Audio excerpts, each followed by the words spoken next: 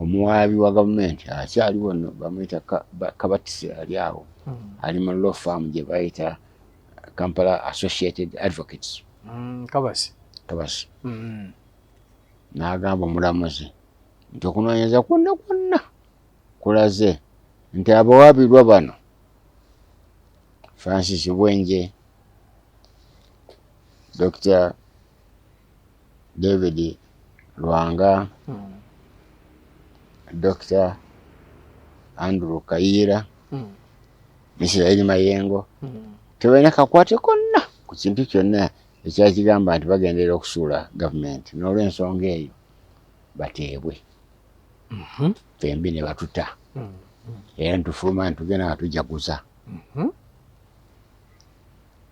mu kaduku tetwalekayo byaffe naddayo oluvannyuma ekitabo kyange kimu kyokka. Kayira n'agenda ku mutalo oguli awo baguyita Konge n'asuula munywanyi we nga bamuyita Henry Gombya. Henry Gombya no Bungereza yakyaliyo. Nze entalo zino zaali zimpaliza okutunda ebyange byonna ngasisigazza amayumba nalina nga nsobola okusuza families 10. Ennyumba eyange endala eyawe emmanga awo kati ekyabu yabayitale nga nayo tugitunze tugiteeka mu nnanka mu ntalo ezo n'ebirala kakati nga sina wensula mu kiseera ekyo. Kakati nengenda nsula munywanyi wange bamuyitanga Joseph Kimbwa ku luguudo lw'Entebbe ebwe bajja alina ennyumba wagyasaka kapande nti Kevina House mwe nali nsula. Oluvannyuma lw'ennaku 9 zokka mukyalo wange yagamba nti waliwo obumbe tugenda okwabya ewaabwe Emawogola ng'oyise Masaka kati tugenda ku lunaku olwokutaano akawungeezi olumbe ne tuwaabya ku Sande mba nkomawo ntiyimirira ababayita embizzi 4 bokyawogonja ne batundawo n'ennyama n'enkoko enjokye twatiyimiridde awo Kintu Musoke akyaliwo wano yali prime minister yali classmate wange nga tusoma mu King's College najja nga yaddayo ewaabwe e Kalungu nayimirira n'agamba mayengo ti Kayira bamuse Kayira bamuse nti bagenzi bamukube emundu eri gy'abadde asula n'afa nti n'avuga n'agenda ewaabwe nange ntuvuga ntudda e Kampala ngenda tuka ku kampuni yange e Busega kati awali ba Mandela nasanga Kimbo yali ansuza nga atudde ku lubalaza nga nti katodda naye babadde bakuddukidde kubanga abasirikale bana bazze ne bakuba oluggi ewange ekyokusaamu 9 ne babuuza nti bano baluwa.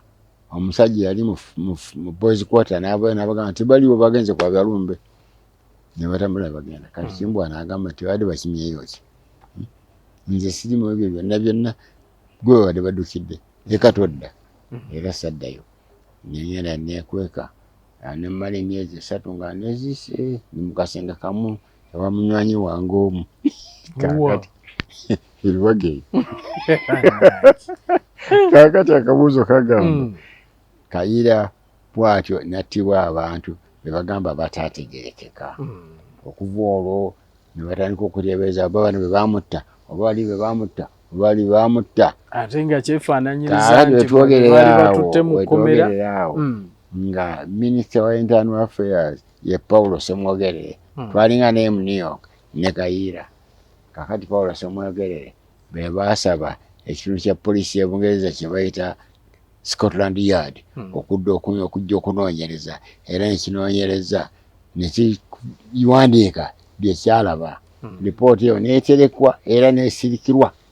So gavumenti ye yagitwala gavumenti yagifuna kakati ate ne bali eri aba Scotland Yard balina amateeka gaabwe gagamba nti bwe bamala okubuuliriza ekintu kiri okuyitawo emyaka 25 nga tebakifulumizza publicly n'oluvannyuma bakifulumya nga 25 giweze gyekyalaga tetwamanyayo ebyalimu ddala ebyamanyibwa abaana ba Kayira ekiseera kyatuuka nga tebalina nangeri ki babaweereramu n'ekibiina kye yawagirako ekya DP nga tekirina mwoyo si bugamba sijja nti nange nabaweererako abamu simanyi gye bali kaakati naye kampuni yange yabaweererako school fees bwatyo Kayiira n'atuva ku maaso.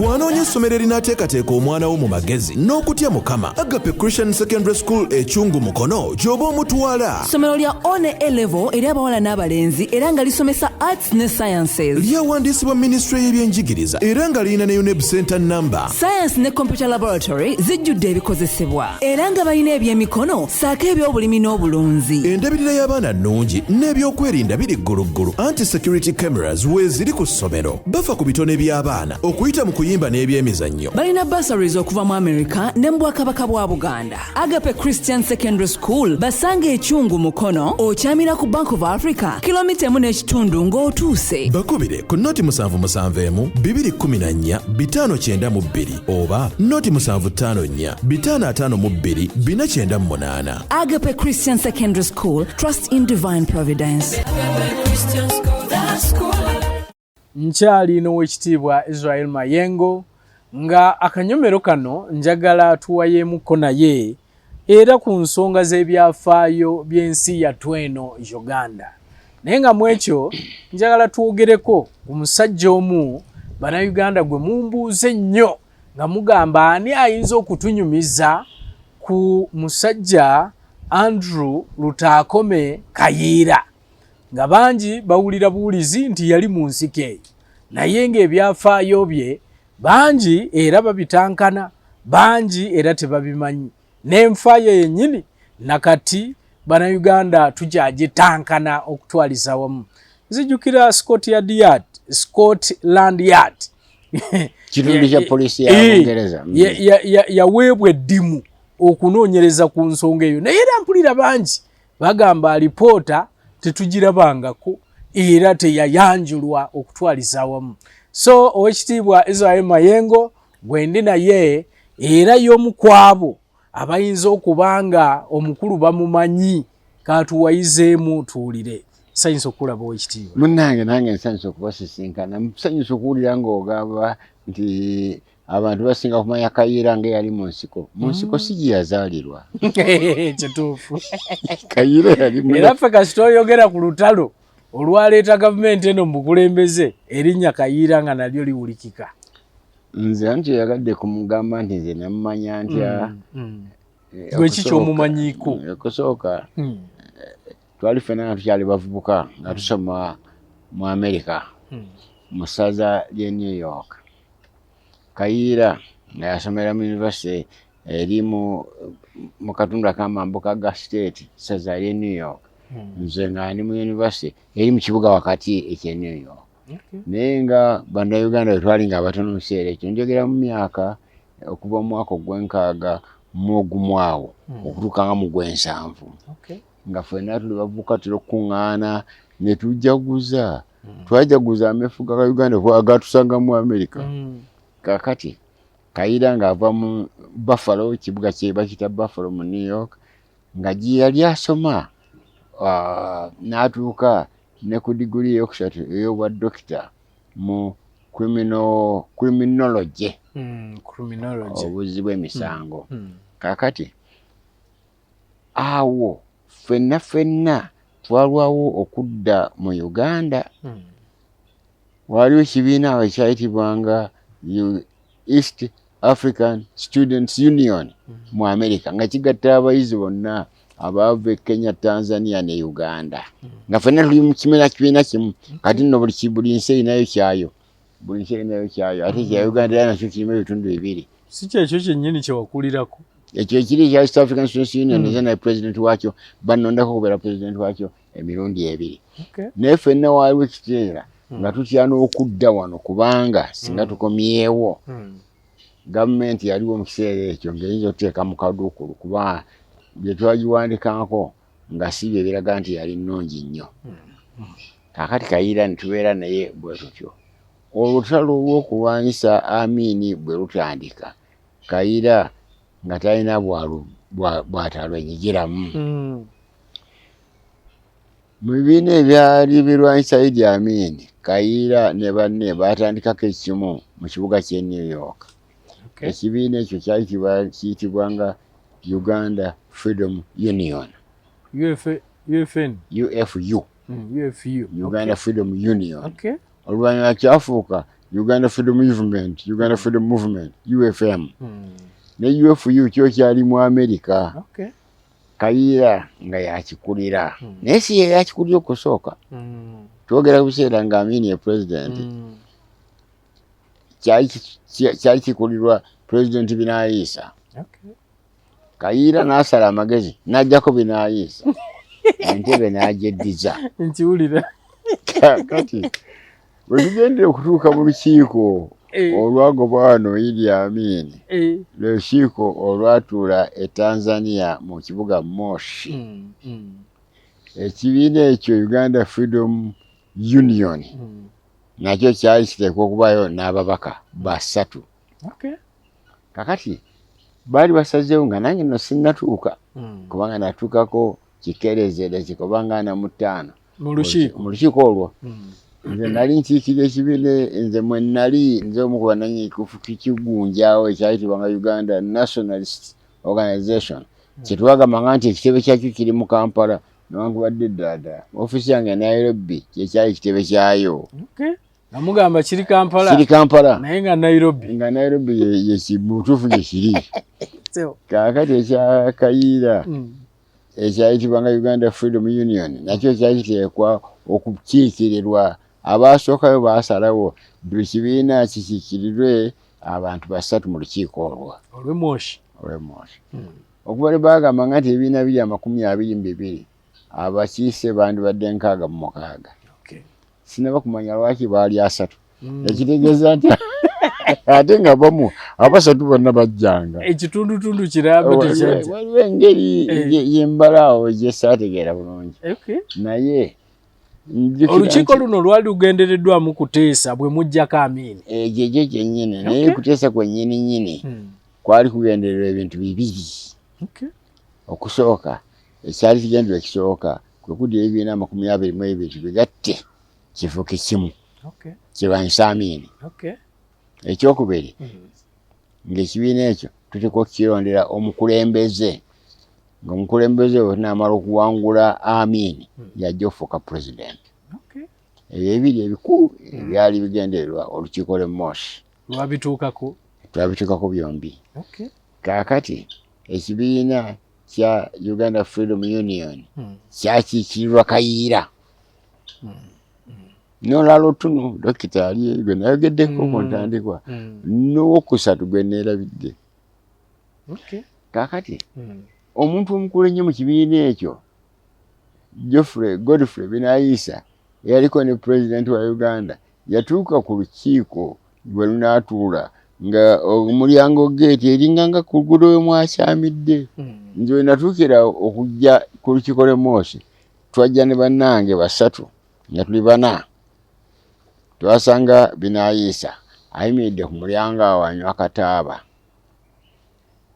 Nga bamuganya okuyingira. Ne tumanya nti tutuuse watuufu. Kaakati tuba tutuuse awo nga tuyimiridde kati tuli 5.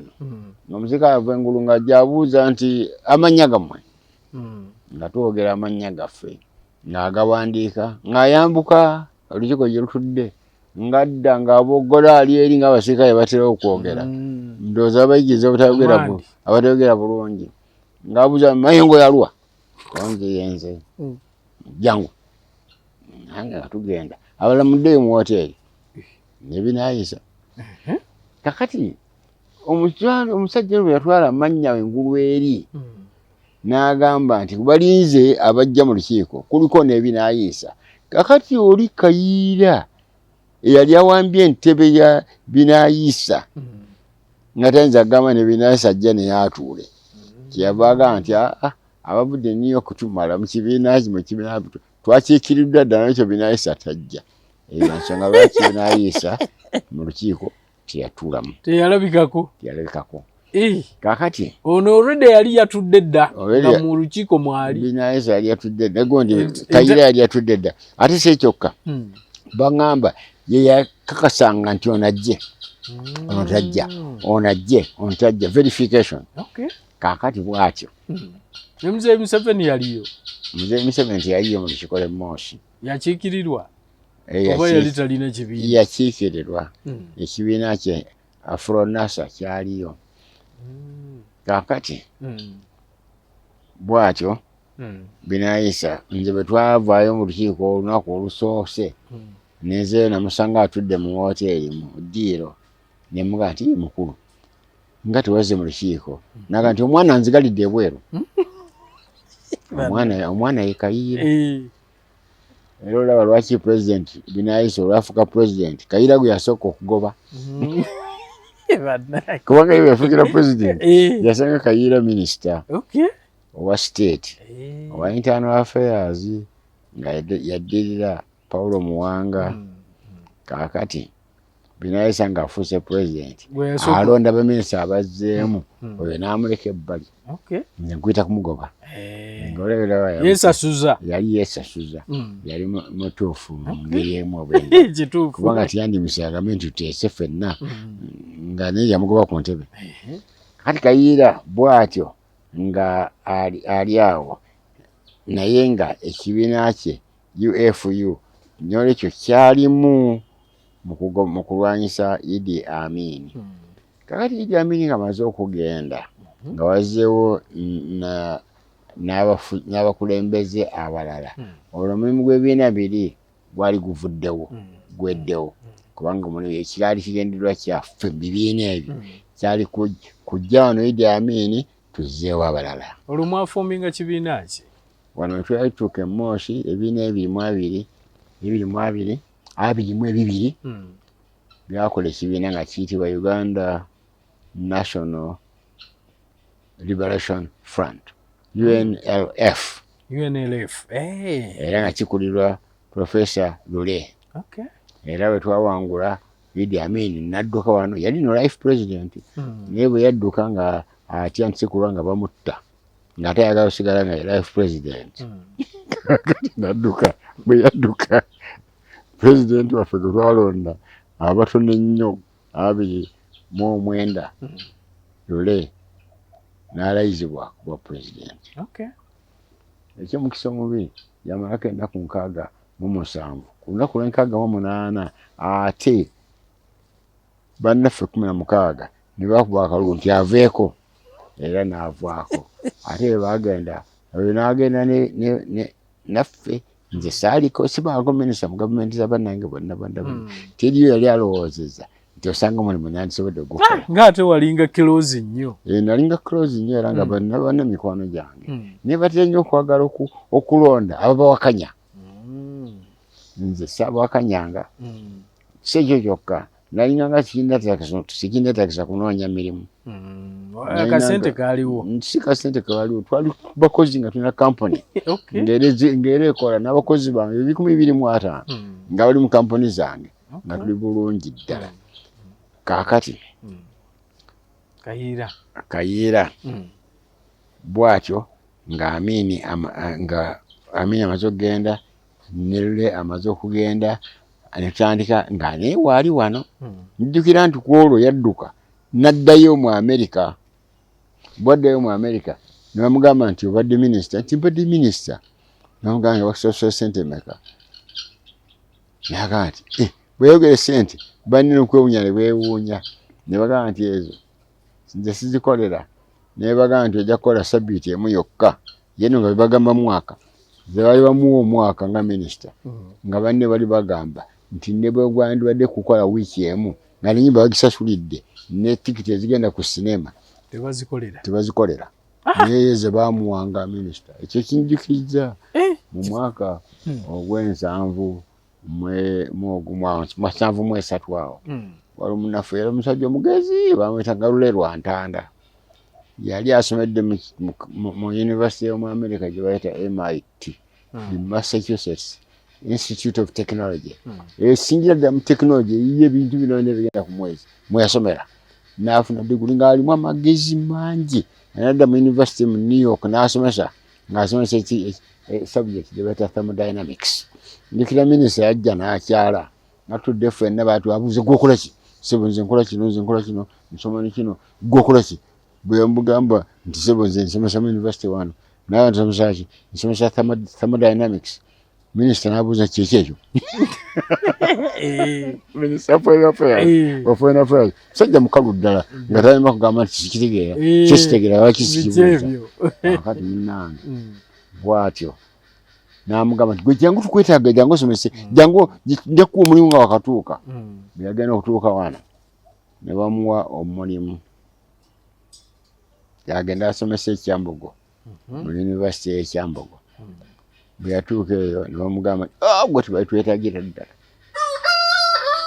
n'abuuza nti esente mmeka bamubuuza sente ejja kuba omusaala sente bwe guti n'agamba nti a week tyaleta sebo omwaka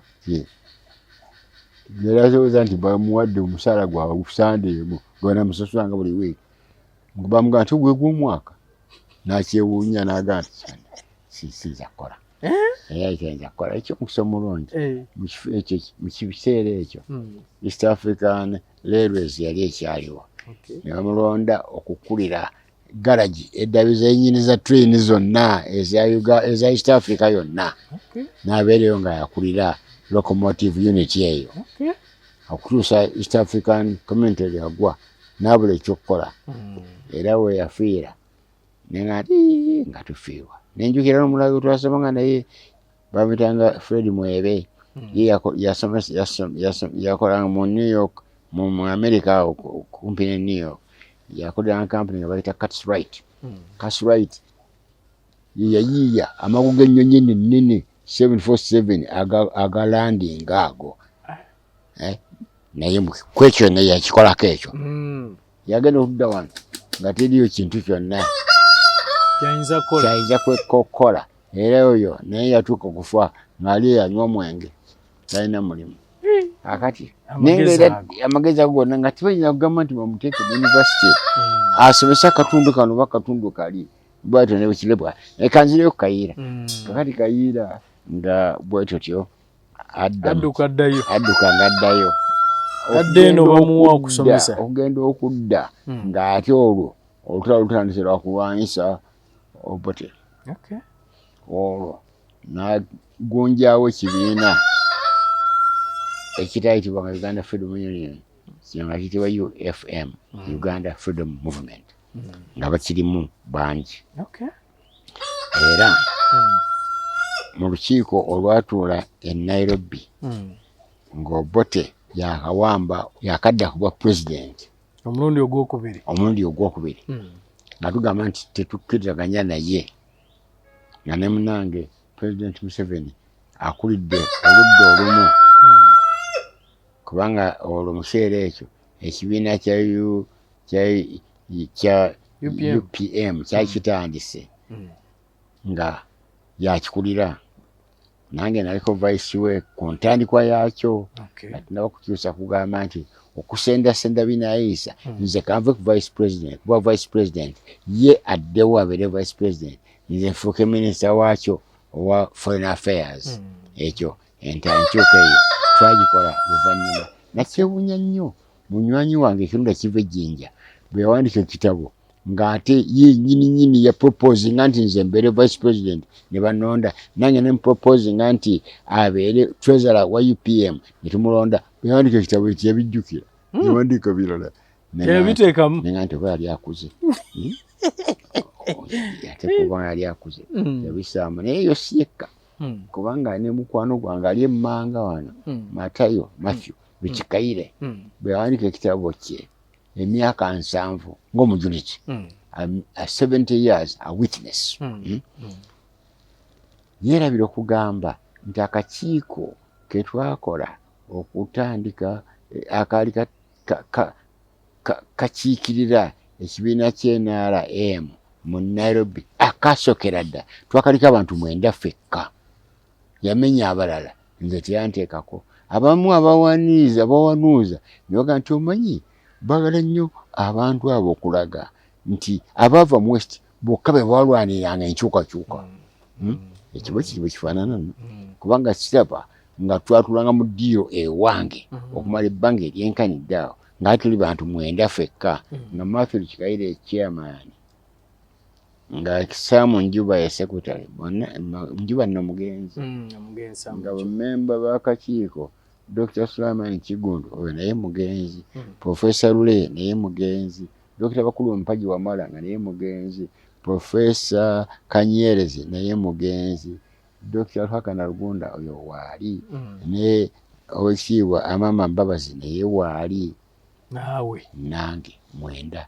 so gwe yeerabira ngabo ayinza kyokwerabira ekintu akangu bwe kati mu kitabo kino kirina waggulu awo kakati bwatyo ebiina ebyakuŋŋaana mu Nairobi mu mwaka ogw'ekinaana mu ogumu ku ntandikwa mu mwezi ogwa January okugamba tulwanyise Obote ng'akomyewo mwalimu Uganda Freedom Movement nga kikulirwa Kayiira ne mubaamu PRA the People's Resistance Army ekikulirwa Museveni ne mubaamu UFF Uganda Freedom Fighters ekyakulirwanga Professor Lule ne mubaamu ne Rescue Front ekyakulirwanga Moses Ali kakati ebyo ebiina ebyakuŋŋaana ng'ekigendera tukole mu kibiina kimu nga bwe twakola Moshi tulwanyise Obote kakati President yasooka mu kibiina ekyo UPM ate ye PRA kyava mu UPM People's Resistance Army ng'ensiko etandise kakati bwe twakuŋŋaana nangwa twateseza ennaku ezawere 19 bwe twatuuka ku nkomerero twalemwa okukkaanya n'okussa omukono ku ndagaano etugatta tukole ekibiina kimu naye ekibiina ekya Lule ne kisalawo okwegatta n'ekya Museveni mu Nairobi kakati abyo bye byavaamu the National Resistance Movement kakati nebeera nga National Resistance Army kyekitundu kyayo ekyabajaasi yejje ne movement kyekibiina kyonna era awo we wasalirwawo nti anaakikulira ye Professor Lule amumyuka ye President Museveni kakati olaba nti ate olwo UFM kizze ebbali kiraba naye ate nga nakyo kijagala kulwanyisa ani Obote kakati entalo we zitandika nga kiteekwa okubeera nakyo mu lutalo era mu lutalo ne kibeeramu ne Kayiira ku nkomerero ng'olutalo lumaze okulwangulwa Kayiira yali ati baalinanga bwe bakkanyizanga ne President Museveni owa NRA ne bakolera wamu kati bakolera wamu olutalo bwe lwaggwa era Kayiira n'aweebwa obwa minisita nga President Museveni yamuwa obwa minisita oba bwali bwa environment ndowooza kakati bwatyo naye ng'ekibiina kye kyali UFM kakati ngo President Museveni amaze kuba president emyezi nga 6 9 ku ntandikwa y'omwezi ogw'Ekkumi omwaka 1986 ne bakwata Kayiira ne bamuteeka mu kaduukulu nti babadde baseketerera okusula gavumenti eya President Museveni yayitenda na kuweza mwaka ng'ate ne Kayiira naye yali omu ku yo mwali minisita ekyo mukisa omubi nange ne bantwaliramu ate ali minisita nze ali ku byange nga tukola bizinesi yange ali okolagana ne Kayiira mu bizinesi Kayiira tabanko mu bizinesi yange kakati nange ne bantebeka Luzira ne banvunaana omusango ogw'okulya mu nsi olukwe ne Kayiira gwe bamuteekako mu unpopular ideas mulimu ekirowoozo ekigamba nti twagala mu constitution ya Uganda bannyonnyole treason kitegeeza ki nga bwe bakikola mu constitution ya America USA mu bakidefining ddala nti omusango treason gutegeeza kino na kino era bw'oguzza eno engeri yakikakasaamu ddala waguzizza n'ekibonerezo kimanyibwa wano tekiriiwo kyebagala kyebakutuuma bw'okwata ejjiri enkoko n'okasuka president gyali treason ojidde mu nsi olukwe treason kakati kumpi ababa kuvuna besalirawo leero bakuvuna ne gwa treason leero bakuvuna kintu kirala tekirambikiddwa wali naye basobola okikuteekako ebyokulabirako byennina omutemu yatta President Kennedy wa America tebayogera ku treason bayogera ku butemu omutemu yatta President wa America gwe bayitanga Abraham Lincoln tebayogera ku treason nti yalidde mu nsolo kwe bayogera ku butemu omutemu yagezaako okutta President wa America mu mwaka gw'78 gwe bayitanga Ronald Reagan n'akuba President emmundu President yafa tebamuvunaana kulya mu nsolo kwe bamuvunaana gwa kugezaako okutta muntu singa yali wano nenjukira singa yali wano mu Africa muno bamuvunaanye gwa kulya mu nsolo kwe ekitegeeza nti President yensi ekitasaana kubaawo kubanga ekyo kyaliwo dda nga Louis we-14 yakyali President wa Bufaransa. President wa Bufaransa yagambanga nti ensi yenze netasemwa, I am the state, netasemwa. Niwali waliwo President nga bakatandika okwefuga Kamuzu Banda yagambanga nti I am the state era kyeŋŋamba eribateeka olidde kakati so wabanga wataliiwo Kayira institutions zonna nesinkana mu Kaduukulu ne tubeerayo ffenna batuleetanga buli lunaku lwakubiri mu kkooti e Kampala okujja okunnyonnyola emisango gyaffe gye twazza oluvannyuma lw'okutambulira emyezi 6 batuleeta ne batuzaayo mu Kaduukulu tutula ne Kayira ne twogera era nekyajjukira bwe namuyitanga Kayira nga yanikula nti kwata embogo kwata embogo yali eddira mbogo Kayira kwata embogo kakati nga musajja mugumu nnyo naye yagira nga nangaya mayengo tugamba tukyasitugumbiza nti batute baba n'atutta tunabeera safe nabeera n'emirembe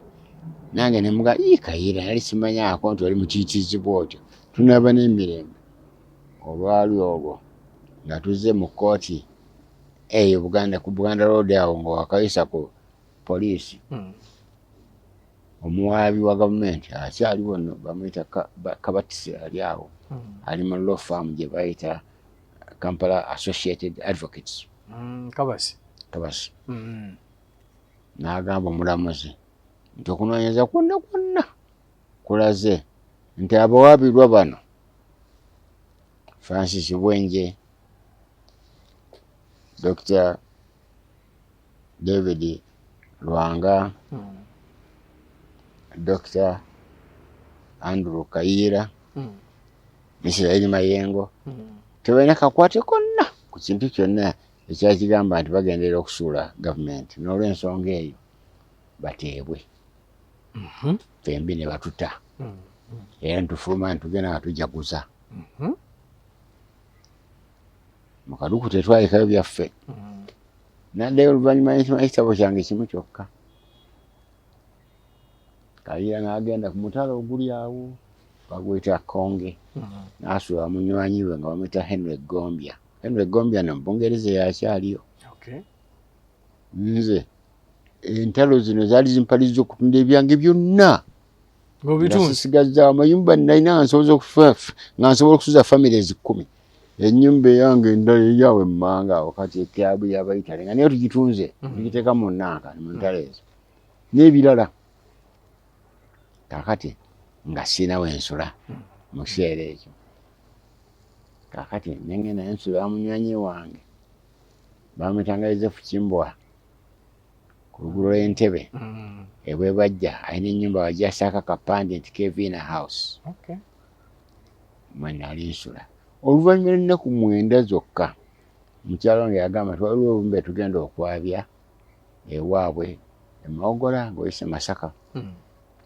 kati tugenda ku lunaku olw'okutaano akawungeezi olumbe ne tuwaabya ku Sande mba nkomawo ntiyimirira aba bayita embizzi 4 bokyawogonja ne batundawo n'ennyama n'enkoko enjokye tuba tuyimiridde awo Kintu Musoke akyaliwo wano yali prime minister yali classmate wange nga tusoma mu King's College n'ajja nga yaddayo ewaabwe e Kalungu nayimirira n'agamba Mayengo ti Kayira bamuse Nekayira bamusenti bagenze bamukube mundu eri gyabadde asula naafa ati naavuga n'agenda ewaabwe nange ntuvuga ntudda e Kampala ngenda tuka ku kampuni yange Busega kati awali ba Mandela nasanga Kimbo yali ansuza ng'atudde ku lubalaza ng'agamba nti katodda naye babadde bakuddukidde naye babadde bakuddukidde kubanga abasirikale bana bazze ne bakuba oluggi ewange ekyokusaamu 9 ne babuuza nti bano baluwa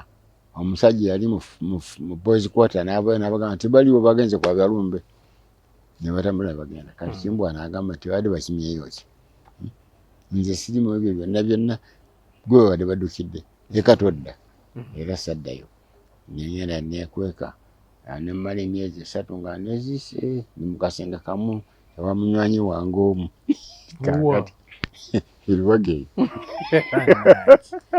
kakati akabuuzo kagamba Kayira bwatyo nattibwa abantu bebagamba bataategerekeka okuva olwo ne batandika okuteebereza babano be bamutta obaali be bamutta obaali bamutta ate nga kyefaananyiriza nti baali batutte mu kkomera nga minisita wa internal affairs ye Paulo Semwogerere twalinga naye mu New York ne Kayira kakati Paulo Semwogerere be baasaba ekitundu kya poliisi y'Ebungereza kye bayita Scotland Yard okujja okunoonyereza era nekinoonyereza nekiwandiika byekyalaba lipooti eyo neeterekwa era neesirikirwa so gavumenti ye yagitwala gavumenti yagifuna kakati ate ne bali eri aba Scotland Yard balina amateeka gaabwe gagamba nti bwe bamala okubuuliriza ekintu kiri okuyitawo emyaka 25 nga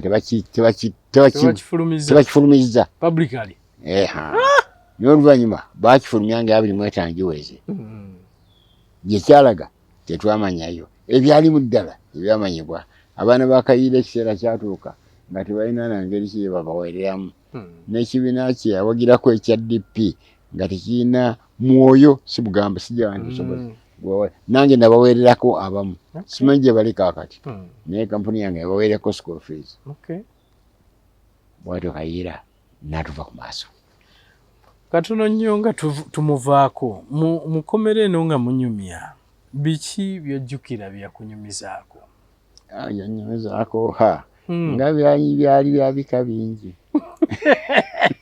mu nsiko eyo n'enkolagana bika bingi mu nsiko eyo anyumyamu nti waliwo lwe baamulyamu olukwe kubanga waliwo lwe yapapamu katonotono n'agamba tulumbe ekitebe ky'abasirikale ekyali kituula mu lubiri lwa Kabaka Mengo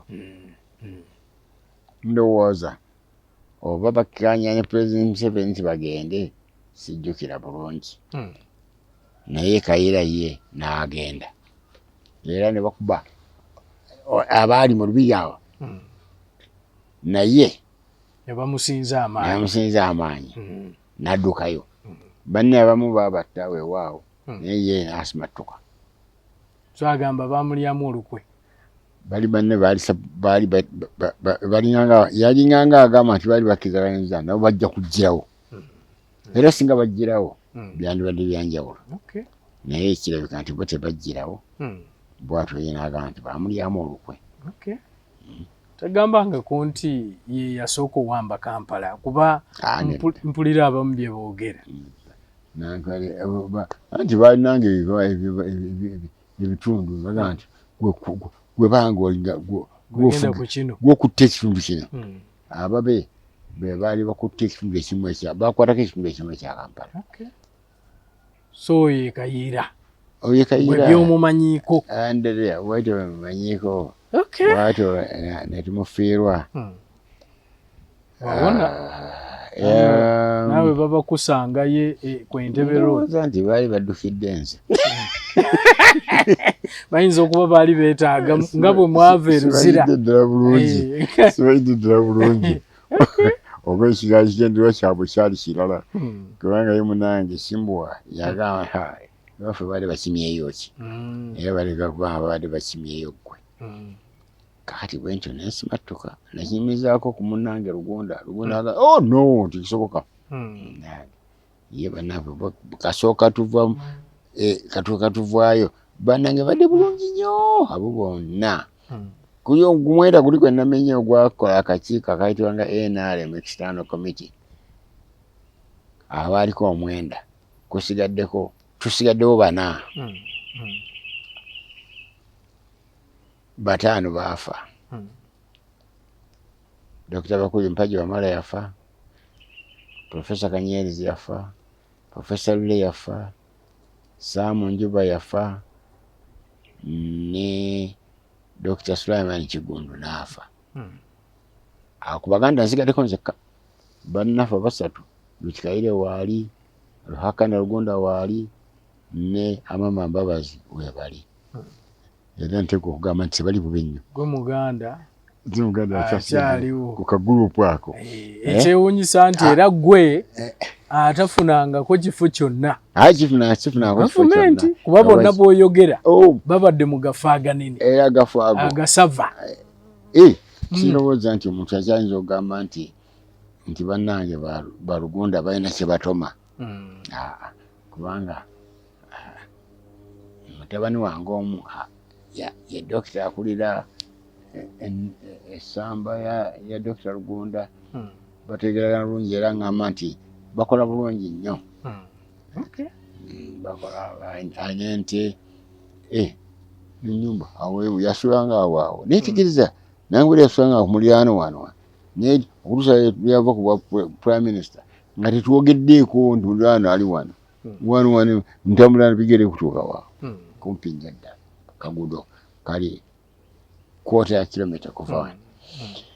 Kati bwetyo nno bwe tubadde kale oye Kayira nkweyanze ow'ekitiibwa bansibulire bannayuganda abatulaba basse bana bannyabo nsanyusa okunyumyako nammwe kansubire nti byenjogedde mbyogera mu bwenkanya era nga bwe biri nasogeddeemu byange esseerera zikyekubiira sitaddewo sirina kwemulugunya mbabuulibuuliza ebintu nga bifaanana era kansubire nti tunaatereera kansubire nti bannange bajula edda ne bakkanya nange waliwo nno wano abaagala nti baagala okukola ebintu byogamba nti tebigenda kukolwa okuggyako nga muteesezza biteese ne mukyusa mu constitution ng'ekintu kya federo. Teri agenda kukeera enkyagamba nti njibawadde kubanga ekyo tekiweebwayo muntu kabeere president. Kiva mu kuteesa ne bagamba twakkaanyizza entegeka gye bayita constitution kikyuse tugambe nti ebitundu ebimu ebyagala okwerabirira byerabirire kye bayita federal relationship ne bitundu ebisigaddewo ngo bigassa awamu kakati byonna nga bigenda kuva mu constitution. Abantu bali mu parliament omulimu gwabwe gusinga obukulu kakati sikkaanya omulimu gwabwe gusinga obukulu kwandibadde kudda mu constitution eno entegeka eno nebeera nga ematiza bannayuganda bonna naye bw'ogenda owulira bakaanira birala bakaanira ate mu ngeri emu sitaana nkyogere nga seetegereza ki palamenti eno mu ngeri emu etuswazizza kinene bayisa n'ebintu ne bakaana ne bakeera enkye ne bagamba nti baabitegedde nti baabiyisizza nga tulaba nga kyewuunyisa mu kiseera kyekimu ne bakola n'obuntu bwengamba nti ani yakirowoozezaako memba wa palamenti ne bagamba nti bamugulire n'engoye memba wa palamenti n'okumugulira emmotoka nakyo kiswaza bwe yali anoonya buli yatambuzanga ki. Nze nali memba wa palamenti okumala ebitundu ebyo ku mulembe gwa Lule nalimu, ku mulembe gwa Biina Isa nalimu, ku mulembe gwa Muwanga nalimu, ku mulembe gwa President Museveni nalimu. Batusasulanga miliyoni 4 zokka naye ng'emmotoka zaffe ffe tuzeegulira. Teri agamba nti president memba wa palamenti ali kuba n'emmotoka nnene nnyo. Njagala abantu bategeere nti obugagga tebuva mu byabufuzi okuggyako ng'obbye. Obugagga buva mu business. N'ogamba nti oba nalimye nenkola essamba n'ojjamu obugagga. Naye ogamba nti ogende wali obe ne memba wa palamenti bakusasula omusaala ogwo basasula ogwo teguzimba bizimbi bye balina. Kigeza nti balina akantuntu akalinga nga Yesu ke yalina. Yesu yalina akakodyo ketategeeranga akubufuusa n'agamba nti baddidde abantu ne babeera n'emigaati 5 ne bagimenyaamenya abantu 15 bonna ne balya ne bakuta ne balonda obukunkumuka ne bujuza ebibbo 12 akakalagala banabya bufuzi bangi nnyo bakalina nasasula singi 10 nilifuka milioni 10 wow atrobo mulungi katukoma olunaku olwaleero ye Mzee Mayengo oyo gwe tubadde naye nga twogeraganya olunaku olwaleero tuddemu omulundi omulala mubeere bulungi mweraba.